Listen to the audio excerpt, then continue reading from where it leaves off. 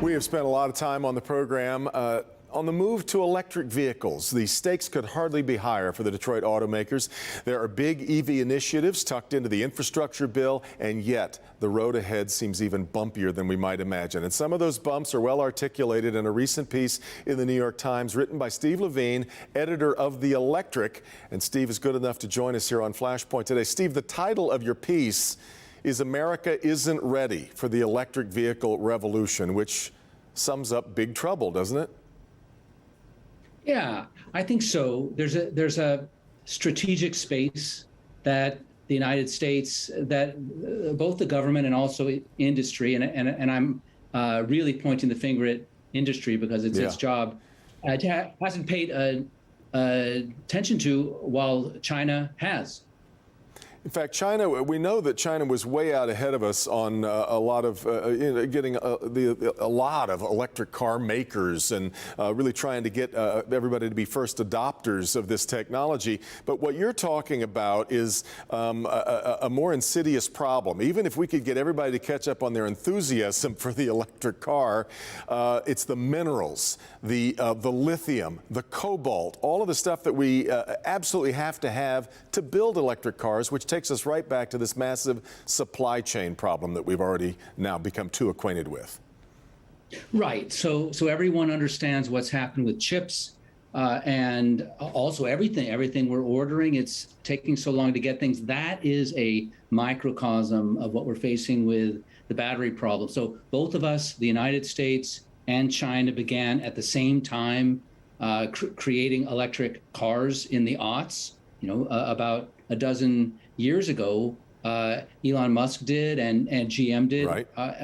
Then we stopped, and then we resumed about 2 or 3 years ago. China kept going, and what it did was it locked in supplies of cobalt, manganese, nickel, lithium from around the world, and is getting all that shipped to China. And then it established the chain of factories that process all of that. Is a very complicated and difficult thing into the final battery grade materials that go into the cells, into the battery cells. That's what we're missing. That's the most strategic piece. So even when we're talking about building new, it's almost as if everybody thinks we're going to learn our lesson here. We're going to build our own battery plants here. If all the material you need to go into those batteries comes from elsewhere, you haven't really moved the problem very much.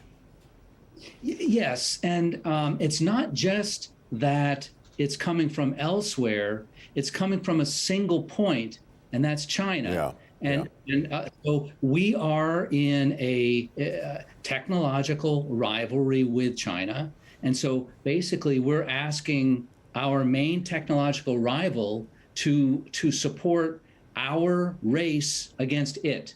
And so this is a real problem. And the way it is, we've basically put ourselves in a losing position for the whole of the 2020s, because that's how long it takes, about 10 years to get the whole thing put together. If we start now, we can get ourselves positioned for the next decade. Well, in fact, Steve, we have watched over the years, I always liken it to a roulette table as the automakers have tried to figure out what the next power technology was going to be.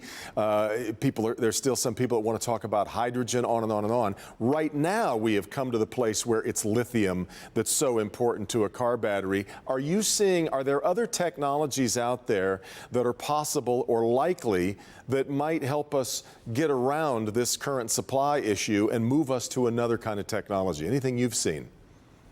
Well, it's not a different technology. It's a different formulation of lithium ion. Really, we are going to be, just like silicon was and is going to be the future of chips, computer chips. Lithium really is going to be the basis of batteries for EVs. But there's a formulation that doesn't include nickel, does not include cobalt. There's a acronym for it. It's LFP, and a lot of people are talking about it. It's cheap iron. It's made of iron. Iron is everywhere, but we've got to set up the factories here to produce it. Right now, China produces virtually all of it for the entire planet. I'm not hearing anyone making plans to build LFP capacity here in the United States.